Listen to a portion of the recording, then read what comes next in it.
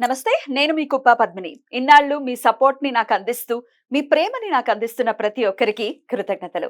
ఇప్పుడు చూడబోతున్న ఈ వీడియో కూడా ఖచ్చితంగా మీకు ఉపయోగపడుతుంది. లైక్, షేర్ అండ్ సబ్స్క్రైబ్ చేసి మీ ఇష్టాన్ని, అలాగే మీ సపోర్ట్‌ని నాకందించండి. అలాగే ఈ వీడియో పట్ల మీ అభిప్రాయాన్ని కామెంట్ సెక్షన్‌లో కామెంట్ చేసి నాకు తెలియజేయండి. నమస్తే. నమస్తే. Welcome to our channel. నేను కుప్ప పద్మిని. ప్రస్తుతం మనతో పాటు ప్రముఖ ఆధ్యాత్మికవేత్త, ప్రముఖ న్యూమరాలజిస్ట్, లక్ష్మీ నరసింహస్వామి ఉపాసకురాలు శ్రీమతి స్రవంతి గారు మనతో పాటు ఉన్నారు. మాట్లాడదాం. నమస్తే అక్క. నమస్తే పద్మిని. అక్క, ముందుగా మీకు మహాశివరాత్రి శుభాకాంక్షలు అక్క. మీ అందరికీ కూడా సదాశివుడి కృప మనందరిపైన ఉండాలని చెప్పి కోరుకుంటున్నాను. ఖచ్చితంగా ఉండాలి. లింగ రూపం ధరించినటువంటి రోజుగా పరిగణిస్తారు మాఘ మాసంలో వచ్చేటటువంటి ఈ మాస శివరాత్రి, మహాశివరాత్రి.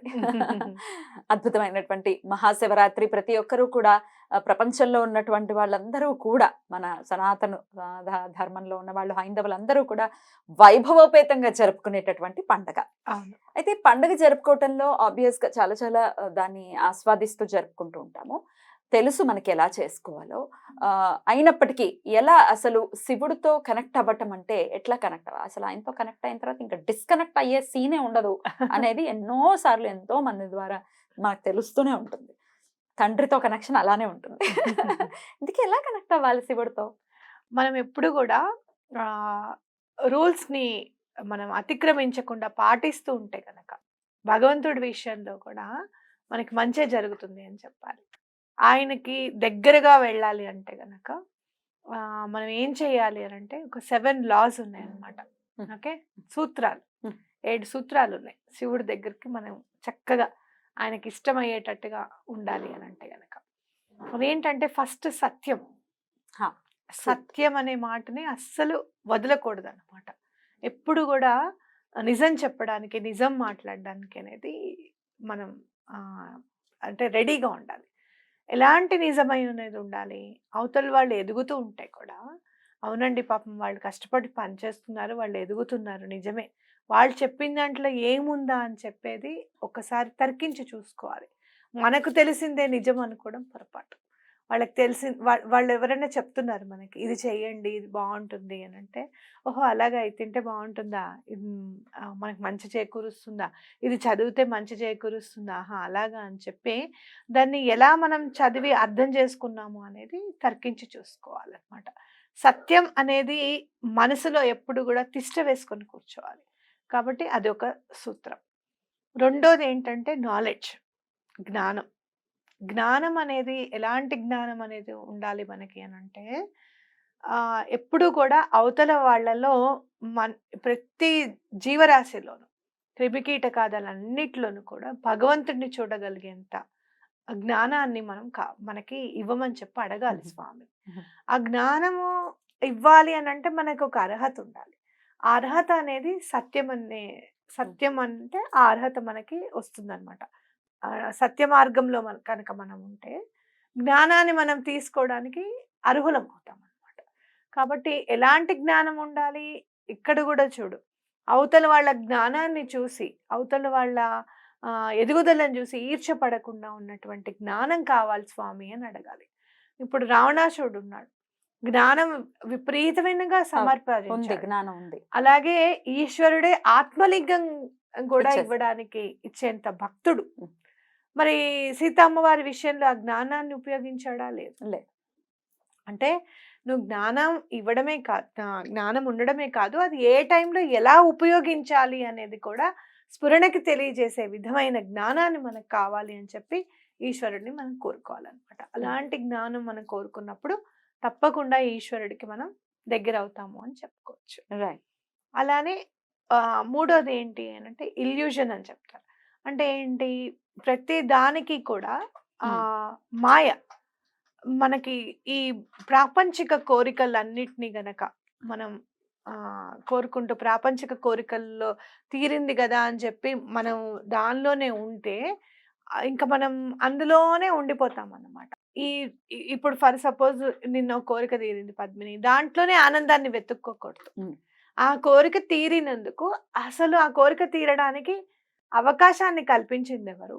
పరమాత్ముడు ఎలా మనని ఆ కోరిక తీరడానికి మనకి ఎలాంటి కరుణ చూపించాడు ఆయన, ఎలాంటి దయ అమ్మవారు చూపించింది, ఇవన్నీ తర్కించుకుంటూ వెళ్ళిపోతూ ఉంటే భగవంతుడికి దగ్గర అవుతూ ఉంటాం అనమాట. ఇప్పుడు ఆ కోరిక తీరిపోయింది కదా అని మొక్కు తీర్చడం కూడా మర్చిపోతాం మనం ఒక్కొక్కసారి. మనకి సత్యదేవుని కథలో ఇదే కదా వస్తుంది, మర్చిపోయారు అని చెప్పి. ఎన్నో రోజులు వెయిట్ చేసి ఆయన లాస్ట్కి ఇంకా ఆయన కోపం వచ్చింది నేను అనుకోను, ప్రకృతికే ప్రకోపం చూపించింది వాళ్ళ మీద. వాళ్ళు సముద్రంలోనే గల్లంత అయిపోయారని కదా వాళ్ళు వింటారు. అంటే ఇంకెప్పుడు తీరుస్తాడని చెప్పి పంచభూతాలకే కోపం వచ్చింది, కానీ భగవంతుడికి కోపం వచ్చిందని నేను అనుకోను. అయితే అలా ఎప్పుడు కూడా ఏదైనా చేసినప్పుడు, మొక్కినప్పుడు మనం దాన్ని ఎప్పటికప్పుడు వెంటనే తీర్చేసుకుంటూ వెళ్ళాలన్నమాట. అంటే ఈ ప్రాపంచిక కోరికల్లో పడిపోయి ఎవరో దీనికి కారణభూతులు అని చెప్పి మనం మర్చిపోవడం అనేది తగదు అని చెప్తున్నారు ఈ లాస్ట్ లో. మళ్ళీ 4వ దానికి చెప్తాను. అలాగే ఇక్కడ ఏం చెప్తున్నారంటే ఆనందానికి అతీతంగా ఉండాలి అని చెప్తున్నారు. ఎప్పుడు కూడా ఆనందాన్ని ఆ ఎదుటి వారిలో వెతుక్కుంటూ ఉండాలంట మనం. అంటే ఎదుటి వాళ్ళు ఎవరైనా బాగా పైకి వచ్చారబ్బా, వాళ్ళు ఎంత బాగా పైకి వచ్చారు, వాళ్ళు ఎంత కష్టపడ్డారు, వాళ్ళు ఎలా కష్టపడి ఉంటారో అని చెప్పి. అందుకే మనని మహాత్ముల జీవిత చరిత్రలు, అవధూతల జీవిత చరిత్రలు చదువుకోమని చెప్పేది అందుకే. వాళ్ళు ఎలా ఉంటున్నారు, వాళ్ళు ఎలాంటి డ్రెస్ వేసుకున్నారు, వాళ్ళు ఉమ్మేస్తున్నారా, ఉమ్ము మీద పడుతుందా, ఇవన్నీ మనకు అనవసరం. అసలు ఎలా ఎలా ఎలా మనము అంత ఇప్పుడు టోపియమ్మ గురించే మాట్లాడుకుంటే ఎలా ఆవిడ రోజు ఆ గిరి ప్రదక్షిణ చేస్తున్నారు, నిజంగానే మతిస్థిమితం లేదు. కానీ రోజు గిరి ప్రదక్షిణ చేసి ఎంత పుణ్యాన్ని మూటగట్టుకుంటున్నారో కదా, దానిలో మనం హ్యాపీనెస్ వెతకాలన్నమాట. అలాంటి ఆనందాన్ని మనకి కావాలి. మనకున్న ఆనందం మనకి మన పిల్లలు పెద్దగా అయ్యారో, లేకపోతే యూనివర్సిటీలో సీట్ వచ్చిందో, ఇలాంటి ఆనందంలో మనం ఉండిపోకూడదు అనమాట. ఎప్పుడు కూడా ఎదుటి వారు ఎంత ఉన్నతమైన స్థానాన్ని ఎత్తుక్కున్నారు. ఇప్పుడు బాబా గారు ఉన్నారు, అసలు ఆ రోజుల్లో మత సామరస్యాన్ని ఎలా స్థాపించగలిగారు. మళ్ళీ ప్రత్యేకించి అదేంటి బ్రిటిషర్స్ మీద ఫైట్ చేయాల్సిన అవసరం లేదు. వాళ్ళు డివైడ్ అండ్ రూల్ చేస్తుంటే అందరినీ కలగలిపి ఒక తాటి మీద తీసుకొచ్చారు. ఆయన బ్రిటిషర్ కూడా ఫోటో తీసుకోవడానికి అని చెప్పి వస్తే, ఫోటో తీస్తే ఏం రాలేదట. ఆయన అనుమతి లేకుండా ఫోటో తీస్తే ఫోటోలో ఏం పడలేదట. ఆశ్చర్యపోయారంట ఇదేంటి అని చెప్పి. అలాగే 3 రోజులు 3 రోజులు అలా బాడీ ఉండిపోతుంది. ఆయన నేను ఆధ్యాత్మిక సాధనలో ఒకళ్ళని కలవడానికి వెళ్తున్నానని చెప్పి వెళ్తారు. తర్వాత నాకు ఒకళ్ళు ఏం చెప్పారంటే అదే టైంలో రామకృష్ణ పరమహంస గారు దేహాన్ని త్యజించారు. ఆయనని కొన్ని రోజులు ఉండమని అడిగారట అమ్మవారు. ఇంకా లేదు, నేను ఉండలేను, నేను వచ్చేస్తానమ్మా అని చెప్పారట రామకృష్ణ పరమహంస గారు. అప్పుడు బాబా గారు వెళ్ళి ఆయన చెయ్యాల్సిన పనులు ఇంకా ఏవేవైతే మిగిలిపోయి ఉన్నాయో అవన్నీ కూడా ఆయన అక్కడ మాట తీసుకుని వచ్చారట. అంటే 3 రోజులు దేహాన్ని వదిలేసి ఏ అవధూత ఉన్నారు మనకి భూమి మీద, అది ఒక్క షిరిడి సాయిబాబా గారికే చెల్లింది అనమాట. అంటే ఎవరు చేయగలరు, ఎవరు చేయలేరు. ఎవరైనా అవనివ్వండి, మీరు అంటున్నట్టుగా పక్కీరే అనుకోనివ్వండి. అది అయితే ఎప్పుడు కూడా అలాంటి వాటి మీద, అలాంటివి తెలుసుకునే జిజ్ఞాస మీద ఉండాలి మన ఆనందం అనేది అని చెప్పి ఇక్కడ చెప్తున్నారు అనమాట. అంటే మనం ఎప్పుడు కూడా ఈ ప్రాపంచిక కోరికలను అన్ని కూడా వదిలేయాలని చెప్పడమే దీని సారం. అలాగే బీ ఫార్మ్లెస్ అని చెప్తారు.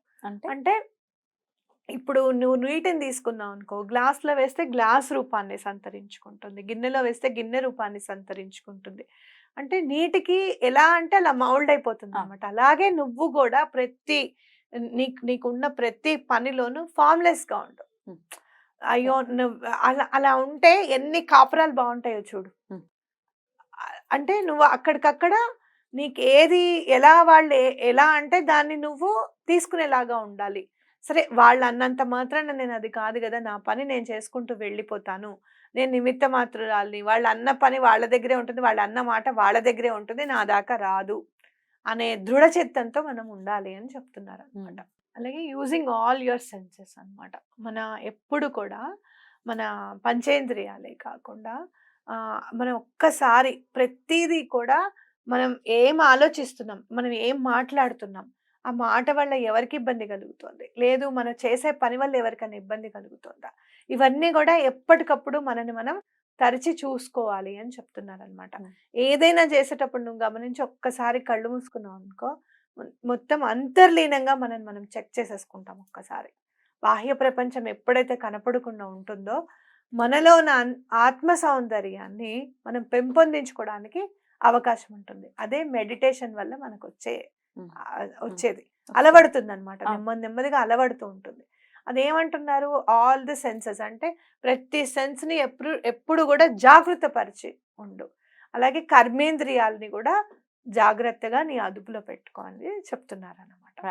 అలాగే ఎన్లైట్మెంట్ విత్ అవేకనింగ్ అంటున్నారు. అంటే ఎన్లైట్మెంట్ అనేది ఎప్పుడు వస్తుంది మనకి అంటే ఇవన్నీ ఆ 6 రూల్స్ కనుక మనం పాటిస్తూ ఉంటే గనక మన మనస్సు అవేకన్ అవుతుంది అనమాట. అంటే స్థిర చిత్తంతో మనం ఉంటే తప్పకుండా భగవంతుడు అనేవాడు కనపడతాడు, ఈశ్వరుడు ఇందులోనే ఉన్నాడు అనేది మనకి తెలుస్తుంది. ఆ ఎన్లైట్మెంట్ అనేది ఎక్కడో లేదు, నీ మనసులోనే స్వామి జ్యోతి రూపంలో ఉన్నారు అని చెప్పి నీకు అనిపిస్తుంది.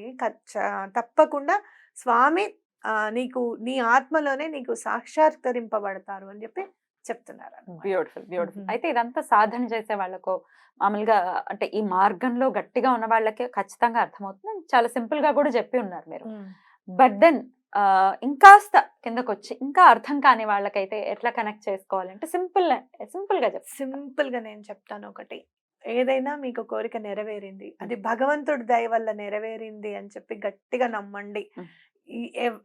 మీరు ఏం చేయాలనుకున్నా భగవంతుడికి, యూనివర్స్ కి మీరు ఏం చేయాలనుకున్నా కూడా గ్రాటిట్యూడ్ చూపించండి. అది ఫస్ట్ అయిపోతుంది. అయితే ఇది సాధనలో ఉన్న వాళ్ళు, ఈ ఆధ్యాత్మిక ప్రయాణంలో ఉన్న వాళ్ళకైతే ఎంతో కొంత అర్థమయ్యేటటువంటి పరిస్థితి ఉంటుంది, ఎలా ఉంటుంది, ఎలా సంస్కరించుకోవాలి అనేది. కానీ ఇంకాస్త కిందకు వచ్చి అర్థం కాలేదండి, మేము కనెక్ట్ ఎలా అవ్వాలో తెలియట్లేదు, చాలా సింపుల్ గా తెలియజేయాలి అని అంటే ఏం చెప్తారు అక్క? ఫస్ట్ ఏమంటున్నారు, ట్రూత్ అంటున్నారు. అంటే ఏంటి, నిజాన్ని అంటపెట్టుకొని ఉండడం, సత్యాన్ని అంటపెట్టుకొని ఉండడం. సత్యమైనది నీకెక్కడన్నా కనపడితే అప్రియమైనా కూడా దాన్ని నువ్వు స్వాగతించడం కావాలి అని చెప్పి చెప్తున్నారు. అంటే నీకు ఇష్టం లేదు కానీ అక్కడ జరిగేది నిజం జరుగుతోంది, దాన్ని నువ్వు యాక్సెప్ట్ చేయాలి అని చెప్పి చెప్తున్నారు. అలాగే నాలెడ్జ్ ఈజ్ గాడ్, నీలో ఉన్న జ్ఞానమే భగవంతుడు అని చెప్తున్నాడు. జ్ఞానమే భగవంతుడు అన్నప్పుడు నీకు ఎలాంటి జ్ఞానం ఉండాలి, భగవంతుడంతా అంటే ప్రియమైనది, అలాగే భగవంతుడంత పవిత్రమైన జ్ఞానాన్ని నువ్వు సముపార్జించాలి అని చెప్తున్నాడు. అంతే కదా. అంత అంటే ఎక్కడ కూడా ఆ జ్ఞానం సముపార్జించేటప్పుడు అహంకారం అనేది ఉండకూడదు. అంతే కదా. అలాంటివి చెప్తున్నా. అలాగే ప్రతిదీ కూడా నీ మాయ అని అనుకో, ఇది ఏది కూడా నాది అనేది అహంకారం పెంచుకోకు. రమణులు కూడా అదే కదా చెప్పేది, నేను అన్న మాటకి అసలు తీసేసే డిక్షనరీలో నుంచి, అప్పుడు నీకు అంతా అర్థమవుతుంది. శివుడు అంటే ఏంటనేది నీకు అక్కడే అర్థమవుతుంది అని చెప్తారు. నన్ను బాధ పెట్టారు, లేకపోతే నా వల్ల వీళ్ళు గెలిచారు, ఇలాంటివన్నీ కూడా ఉండకూడదు అన్నమాట. నా పిల్లలు కరెక్టే, నువ్వు ఎంతవరకు చూడాలో అంతవరకు చూడు, వాళ్ళని పెరగని, రేపు పొద్దున్న వాళ్ళుగా ఎలా బ్రతుకుతారు మళ్ళీ, అవునా. అంటే మాయ ఇది అనేది అనుకోమంటున్నాడు అనమాట. ప్రతిదీ కూడా భగవంతుడిని చూసేటప్పుడు భగవంతుడే సత్యం అని నమ్ము, ఎప్పటికీ భగవంతుడిదే అని అనుకో అని చెప్పి చెప్తున్నారు. అలాగే మనకి హ్యాపీనెస్ అనేది, సంతోషం కూడా అవతల వాళ్ళ సంతోషంలో నీ సంతోషాన్ని వెతుక్కోవాలి అని చెప్పి చెప్తున్నారు. అంటే ఎప్పుడు మనం అవతల వాళ్ళ సంతోషంలో మన సంతోషం వెతుక్కోవాలంటే ఏంటి, నర్భగర్భంగా ఇక్కడ ఎవరిని బాధ పెట్టకూడదు మన వాక్కుతో అని చెప్పి చెప్తున్నారు. ఈజీ మెథడ్ అనమాట. అలాగే బీ ఫార్మ్లెస్, అంటే వాటర్ లాగా ఉండు, నువ్వు వాటర్ ని ఏ గ్లాస్ లో వేసినా అలానే ఉండాలి అని అనకూడదు.